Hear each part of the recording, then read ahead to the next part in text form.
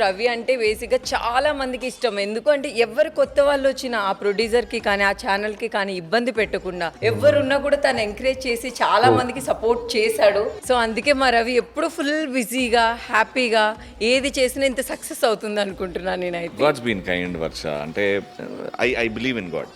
So నేను చిరంజీవి అవ్వాలని ఇంటి నుంచి బయలుదేరా. బట్ ఈ ప్రాసెస్లో తెలుసుకున్నా it is not easy to become Chiranjeevi. Chiranjeevi గారు is much more than what Chiranjeevi గారు ఇస్. సో మాక్సిమం నువ్వు ఏం చేయగలుగుతావు? You have to help others. నువ్వు ఒక పొజిషన్లో వచ్చినావు, నీ వెనక వాళ్ళని చూసుకో, అది చూసుకో, ఇది చూసుకో. మధ్యలో ఇన్సిడెన్సెస్ వస్తాయి, నీకు స్పీడ్ బ్రేకర్స్ వస్తాయి, దాటుకుంటూ వస్తుంది. But what remains constant is నీ హార్ట్, దాంట్లో ఉన్న మంచితనం, నువ్వు ఏం చేస్తున్నావు. అది నీకు నెగిటివ్ అయినా పాజిటివ్ అయినా ముందుకు నడిపించేదే అది.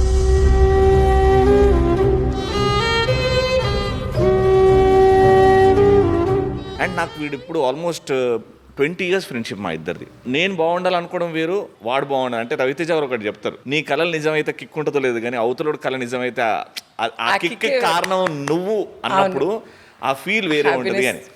I believe that's he's my only constant friend. ఏం ఆలోచించాడు లైఫ్ లో, బిందాస్ నాకు రేపటి బియర్ కి డబ్బులు ఉన్నాయని ఆలోచిస్తాడు అంతే.